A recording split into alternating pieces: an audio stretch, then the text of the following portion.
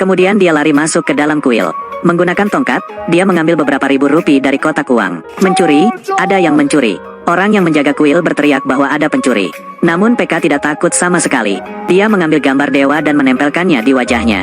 Siapapun yang ingin memukulnya, dia juga menunjukkan wajahnya. Trik ini telah dicoba berulang kali dan efektif. Tidak ada yang berani menyentuhnya. Karena sudah lama dia menemukan. Di negara ini, tidak ada yang berani meremehkan yang suci. Tetapi tidak memukul tidak berarti mereka akan dengan mudah membiarkannya pergi. Jago meletakkan dompet ke dalam kotak dan membantu dia keluar dari situasi sulit.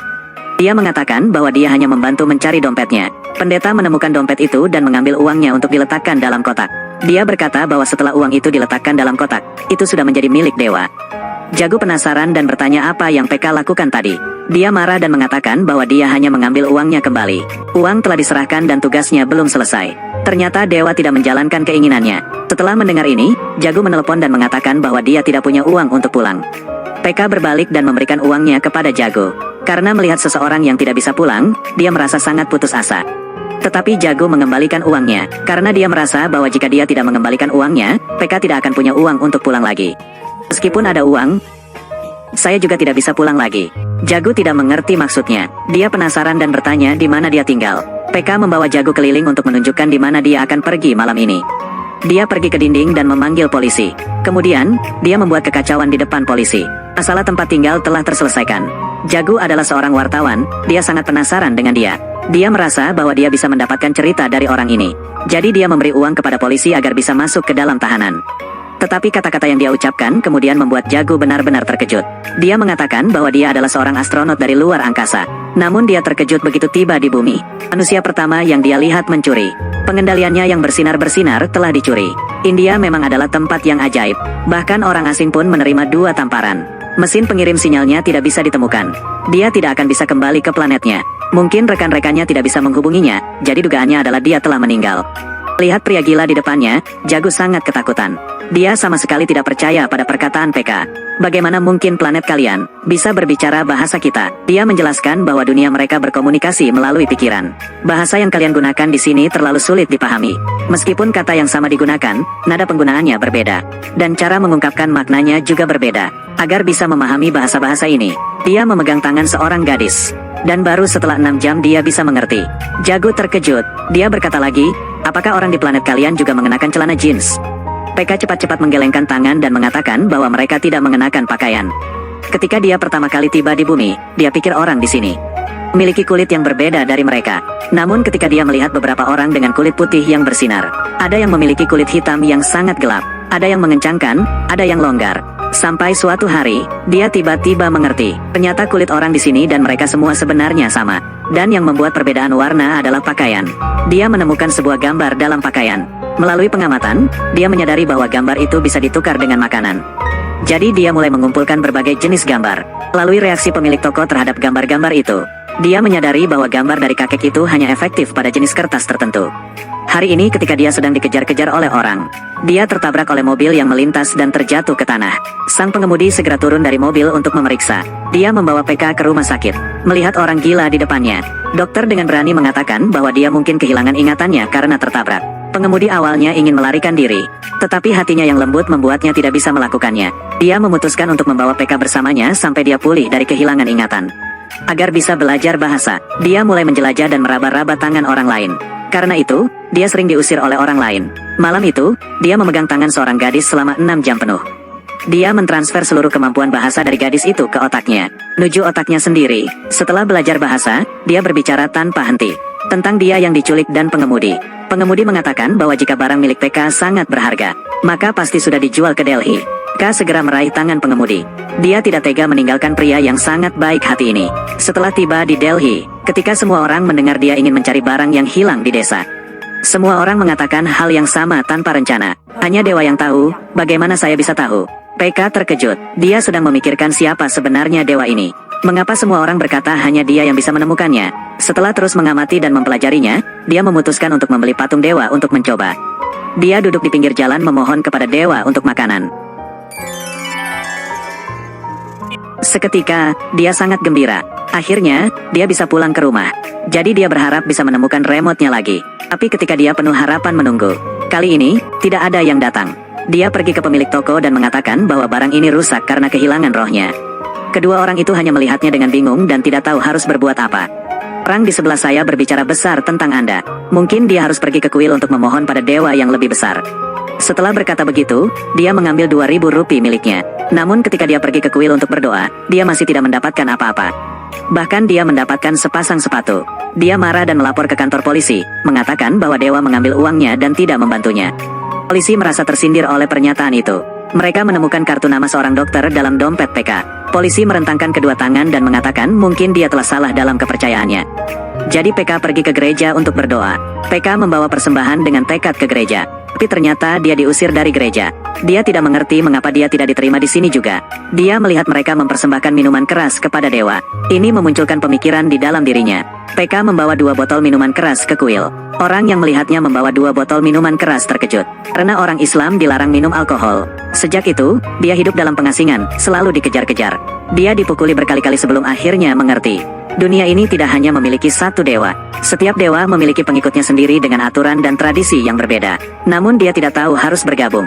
Bergabung dengan kelompok mana, atau menyembah dewa mana, supaya dia bisa mendapatkan remote-nya kembali. Dia bersumpah untuk menghormati setiap dewa dalam setiap agama. Setiap hari, PK dengan tekun bersembahyang. Dia tidak pernah pelit dalam memberikan persembahan. Dalam kegiatan kelompok besar selalu ada jejak kehadirannya. Dia berdoa bersama dengan pengikut lainnya. Dia dengan tulus mengorbankan dirinya. Tapi dewa akhirnya berada di mana? Mereka memiliki banyak nama dan bentuk yang berbeda. Jalan untuk mencari mereka benar-benar berliku. Tapi dia tetap melalui semua jalan tersebut. Meskipun dia telah berusaha keras, dia masih tidak mengerti. Dia masih belum menemukan tanda-tanda dewa atau Tuhan. PK sangat lelah. Dia akhirnya roboh dalam sebuah ruangan penuh dengan patung-patung. Saya telah datang ke tempat yang salah, ya Tuhan. Aku ingin pulang.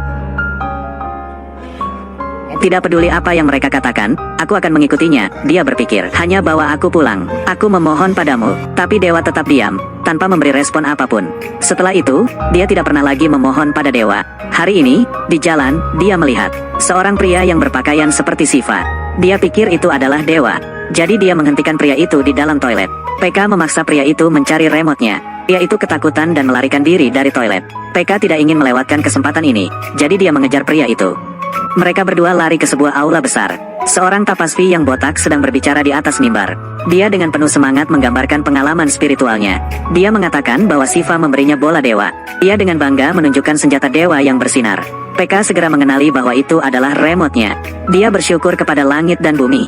Siva, yang diyakini telah dia kejar, akhirnya memenuhi permohonannya. PK naik ke atas panggung dan mengatakan bahwa itu adalah miliknya.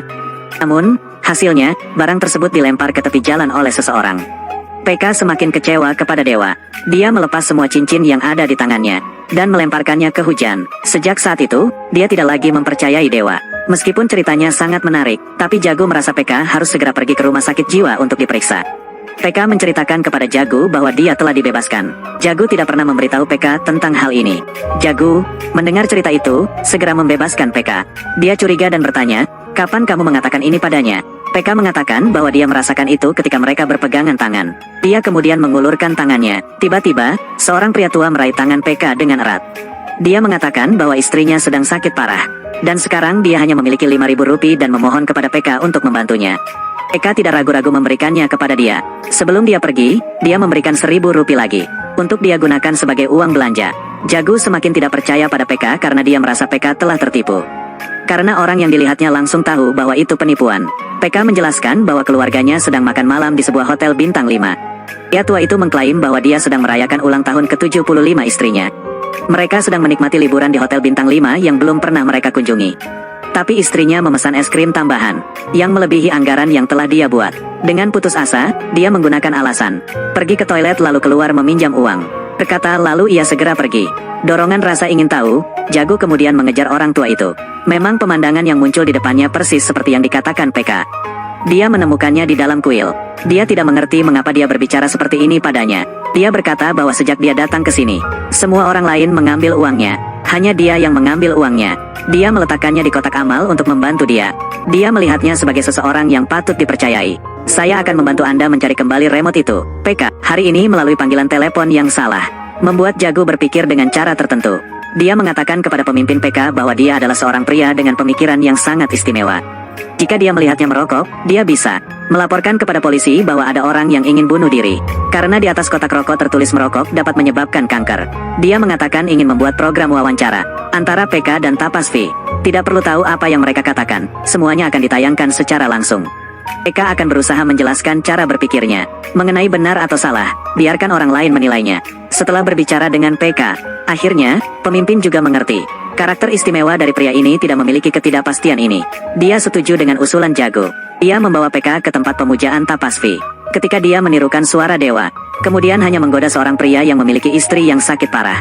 Menuju pegunungan Himalaya, PK tidak bisa lagi mendengarnya. Dia berkata dia sedang menyampaikan pesan dewa. Hidup seseorang tidak akan mati. Pada saat ini, dewa seharusnya berbicara kepada pria itu bahwa, pulanglah dan rawat baik-baik istrimu. Dia marah dan mengutuknya sebagai penipu. Percakapan ini setelah ditayangkan di TV telah menciptakan kehebohan kecil. Para reporter datang berturut-turut untuk mewawancarai dan mengatakan bahwa bola dewa itu adalah milik PK. Tapi Tapas V sudah terbiasa dengan kerumunan. Bagaimana mungkin dia bisa dengan mudah dipermainkan seperti itu? Dia membawa pembicaraan kembali ke agama. Mereka pergi dan bertanya kepada orang bernama PK itu apa, kepercayaan apa yang dianutnya, agama apa yang dianutnya, berdasarkan apa dia menghalangi dia membangun kuil untuk para dewa. Esokan harinya, PK membawa beberapa orang ke wilayah Tapas V. Dia mengatakan bahwa dia akan menanyakan kepada dewanya apakah dia tahu orang-orang ini di depan, apa agama dan kepercayaannya. Tapas V melalui pakaian mereka mengungkapkan identitasnya. Tapi semuanya salah, tindakan mereka membuat ayah Jago sebagai penggemar Tapas V sangat marah. Dia mengatakan agar anaknya segera menghentikan acara bodoh ini. Ayahnya hanya mengatakan bahwa PK, dia sama sekali tidak menghormati dewa. Ini justru membuatnya sadar. Ternyata Tapas V adalah memanfaatkan penghormatan kepada dewa semua orang untuk menipu mereka. Mereka mengemudi ke sebuah perguruan tinggi. PK segera mengambil sebatang batu dan meletakkannya di bawah pohon. Dia melemparkan beberapa uang di depan batu sebagai umpan. Kemudian dia mengoleskan lapisan cat merah ke atas batu. Selesai, sebuah batu keberuntungan telah dibuat. Langsung setelah itu, keajaiban terjadi. Sejumlah siswa segera berbaris, memberikan uang untuk berdoa agar mendapatkan prestasi yang baik. PK menjelaskan kepada ayah Jago, nama Tapas V adalah memanfaatkan penghormatan terhadap dewa ini untuk bisnis. Kemudian, pemirsa acara semakin banyak. Diskusi tentang dewa nyata dan dewa palsu dalam masyarakat belum pernah terjadi sebelumnya. Mereka mengungkap para dewa palsu yang melakukan propaganda dalam kehidupan dan mendukung PK. Tetapi ayah Jago tetap sangat teguh. Dia mengatakan bahwa dia merasa malu memiliki seorang putri seperti itu. Setelah itu, perkembangan peristiwa. Tapas V semakin sulit hidup. Uang tidak bisa dengan mudah ditipu seperti dulu lagi. Untuk mengubah situasi, dia memutuskan pergi ke TV untuk berduel langsung dengan PK. Secara langsung melakukan kampanye publik. Sopir di restoran melihat seseorang yang dikenal di TV. Dia dengan bangga mengatakan adiknya telah menjadi terkenal. Pada saat itu, seorang pria di belakangnya berkata, awalnya, orang itu sepenuhnya telanjang. Itu adalah saya yang membuatnya terkenal. Itu adalah orang yang mencuri remote PK. Sopir itu menelepon PK. Dia mengatakan bahwa besok dia akan datang ke Delhi sambil membawa hadiah untuknya. Penyelundup itu telah menjual remote kepada Tapas V dengan harga 400 rupiah. Memiliki nama Tapas V pasti akan gagal. Saat itu, PK melalui waktu yang panjang bersama Jago. Dia mencintai gadis baik ini dengan mendalam. Tetapi ketika dia mendengar dia menyebut nama, dia terdiam. Dia memegang kedua tangannya. Cinta yang terpendam di dalam hati Jago sepenuhnya terungkap. Ternyata, saat dia belajar di luar negeri, dia jatuh cinta pada seorang pria bernama Sarfaraz. Untuk melanggar batasan keyakinan, mereka berniat untuk menikah di luar negeri. Tapi ketika di gereja, Jago menerima surat perpisahan. Surat itu membuat hatinya hancur dan kembali ke negara. PK meneteskan air mata ke stasiun untuk menjemput sopirnya. Tapi ledakan tiba-tiba mengambil nyawa dari saudara laki-laki dan saksi. Tentu saja itu adalah tangan Tapas V.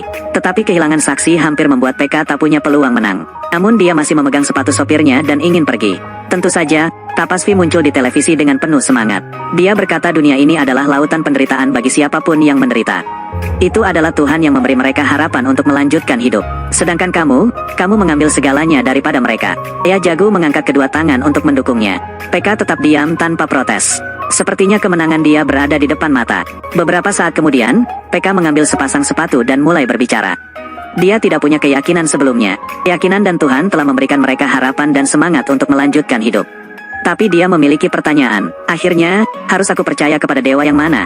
Dia menangis dan berkata bahwa dia akhirnya menyadari ada dua dewa sebenarnya. Salah satunya adalah Tuhan pencipta segala sesuatu, dan dewa lainnya. Itu karena orang-orang seperti dia yang menciptakannya. Mereka semua adalah pembohong seperti dia. Dia berkata dengan tegas kepada Tapas V. Kemudian PK mengatakan bahwa karena kesalahan ini, mereka harus berpisah karena Jago dan pacarnya terluka. Tapasvi segera mendapatkan semangatnya, karena dia yakin itu adalah salah satu hal yang dia katakan. Tapasvi telah meramalkan bahwa Sarfaraz, pacar Jago, akan mengkhianatinya. Dia memaksa PK untuk memberikan bukti. Jika tidak, dia harus merendahkan diri di depan semua orang dan bertobat kepada dia. Mereka tidak berani mengingat kembali masa lalu. Jago tidak ingin memperdalam luka hati itu. PK bertanya apakah surat itu dikirim oleh pacar sendiri. Jago mengatakan bahwa seorang anak laki-laki yang memberikannya. Ternyata saat mereka bergandengan tangan, PK sudah tahu. Mungkin surat itu bukan untuknya. Sekarang mereka harus menghubungi Sarfaraz untuk memverifikasi ini, tapi nomor teleponnya tidak bisa dihubungi lagi. Mereka memutuskan untuk menghubungi kedutaan tempat di mana Sarfaraz pernah bekerja. Ketika pihak lain mendengar bahwa dia mencari dia, apakah kamu Jago? Halo, namamu Jago, bukan? Saya dengar kamu menghubungi saya. Orang dari kedutaan besar sangat senang. Ternyata setiap hari pukul 9 pagi, Sarfaraz selalu menelepon pukul 9 pagi untuk bertanya. Ada seorang gadis bernama Jago dari India. Menelepon untuk mencari dia, mereka akan menelepon rumahnya. Akhirnya, Sarfaraz mendapatkan panggilan yang dia tunggu-tunggu. Semua teka-teki telah terpecahkan. Pada hari itu, ketika dia datang ke gereja, Jago sudah pergi. Dia pikir surat itu ditinggalkan oleh Jago. Dia pikir Jago tercekik oleh penentangan keluarga terhadap perbedaan keyakinan. Itu sebabnya dia tidak berani menghubungi dia. Tapi dia memiliki firasat bahwa Jago pasti akan menghubunginya kembali. Oleh karena itu, setiap hari dia menelepon kedutaan besar, menunggu kekasihnya datang untuk menemuinya. Mendengar ini, Tapasvi benar-benar bingung. Dia mengulurkan tangan untuk mengambil remote. Tetapi ayah Jago menghentikannya. Dia mengucapkan terima kasih dan mengembalikannya kepada PK. Saat pergi, Jago mengucapkan selamat tinggal kepada teman aneh ini. Dia tidak mengerti mengapa PK mem. PK mengatakan bahwa tempat mereka tidak memiliki banyak hal seperti itu. Dia mengumpulkan berbagai jenis suara dunia ini. Dia berencana untuk mendengarkan mereka setelah kembali. Mobil itu pergi. PK dengan cepat mengejar, karena di dalamnya masih ada satu baterai lagi.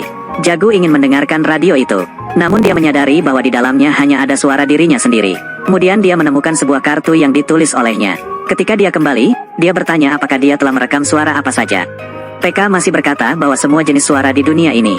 Apakah tidak ada suara saya? PK gemetar dan mengatakan ada, tetapi hanya sedikit. Kemudian dia membawa 2 kotak besar ke arah pesawat ruang angkasa. Dia tidak pernah berbalik. Mungkin dia tidak ingin Jago melihat dia menangis. Makhluk luar angkasa ini telah mengajarkan kepada semua orang untuk menghadapi kenyataan. Sedangkan dia telah belajar cara berbohong. Film ini berjudul Pikai. Ayo pergi mencari hiburan.